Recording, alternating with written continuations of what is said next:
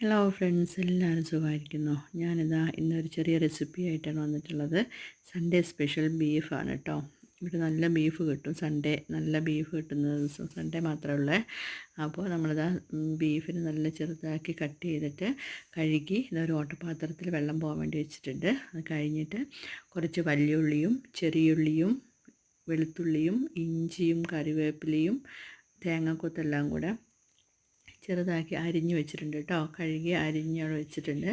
അത് കഴിഞ്ഞിട്ട് ഇച്ചിരി ഇഞ്ചിയും വെളുത്തുള്ളിയും കൂടെ നമ്മൾ എന്ത് ചെയ്യണം, മിക്സീൻ്റെ ജാറിനകത്തേക്ക് ഇട്ടിട്ട് ഒരു പേസ്റ്റ് രൂപത്തിൽ അരച്ചെടുക്കണം.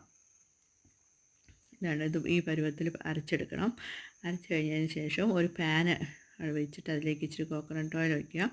അത് കഴിഞ്ഞിട്ട് ഉള്ളി ആദ്യം ഒന്ന് ഉണങ്ങാനായിട്ട് ഇടണം. ഇച്ചിരി ഇതായി കഴിയുമ്പോഴത്തേനും ഉള്ളി ഒരു ബ്രൗൺ കളറാവുന്ന വരെ നമ്മൾ ഇളക്കി കൊടുക്കുക.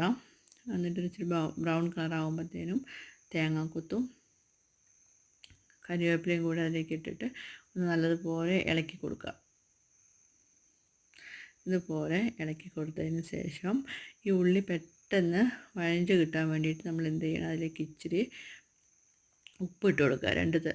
ഒരു അര സ്പൂൺ ഉപ്പിട്ട് കൊടുത്തിട്ടുണ്ടെങ്കിൽ എന്താണെന്നറിയോ, ഈ ഉള്ളിയൊക്കെ പെട്ടെന്ന് നമുക്ക് ബ്രൗൺ കളറായി കിട്ടും.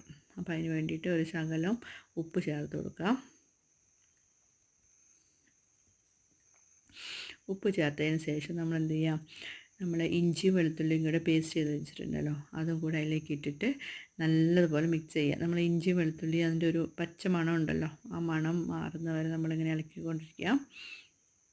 അത് കഴിഞ്ഞിട്ട് ഇച്ചിരി ബീഫ് മസാലയും മുളക് പൊടിയും മല്ലിപ്പൊടിയും ഉപ്പും ഉണ്ട്, അത് നമ്മൾ എന്ത് ചെയ്യാം, അതിലേക്ക് ഇട്ട് കൊടുക്കാം. മഞ്ഞൾപ്പൊടിയും ഇതെല്ലാം കൂടി ഇട്ടിട്ട് നല്ലതുപോലെ ഒന്ന് മിക്സ് ചെയ്ത് നല്ലതുപോലെ ഒന്ന് ഇളക്കി കൊടുക്കണേ. ഇതിൻ്റെ ഈ പച്ചമണം എല്ലാം മാറുന്നത് വരെ ഒന്ന് നല്ലതുപോലെ ഇളക്കി കൊടുക്കുക. ഇളക്കി കൊടുത്തു കഴിഞ്ഞതിന് ശേഷം നമ്മൾ ഓട്ടപാത്രത്തിൽ വെച്ചിട്ടുണ്ടല്ലോ ബീഫ് നല്ല കഴുകി അതിൻ്റെ വെള്ളമെല്ലാം പോയിട്ട് നല്ല ഡ്രൈ ആയിട്ടുണ്ടാവും. ആ ബീഫിന് എന്ത് ചെയ്യുക, നമ്മൾ ഈ അരപ്പിലേക്ക് ഇട്ടിട്ട് നല്ലതുപോലെ ഒന്ന് മിക്സ് ചെയ്ത് കൊടുക്കുക. എന്നിട്ട് ഒരു 5-10 മിനിറ്റ് വെള്ളം ഒഴിക്കാതെ ആവിയിലിങ്ങനെ വെക്കണം. അപ്പോഴാണ് അതിൽ നല്ല ഇച്ചിരി വെള്ളം ഇങ്ങനെ ഇതായി വരും. അത് കഴിഞ്ഞിട്ട് നല്ല പാകത്തിന് വെള്ളമെല്ലാം ഒഴിച്ചിട്ട് നമ്മളത് വേഗം വെക്കുക. വെന്ത് കഴിഞ്ഞപ്പോഴത്തേനും അതിൻ്റെ മേലേക്ക് കുറച്ച് മല്ലിത്തല, നമ്മളിവിടെ ബീഫും ചിക്കനൊക്കെ വെക്കുമ്പോൾ മല്ലിത്തല യൂസ് ചെയ്യും കേട്ടോ. അതിന് എല്ലാം ആയിക്കഴിഞ്ഞ ശേഷം ഇച്ചിരി മല്ലിത്തല അതിൻ്റെ മേലേക്ക് ഇങ്ങനെ വിതറി കൊടുക്കും, ചെറുതായി അരിഞ്ഞിട്ട്.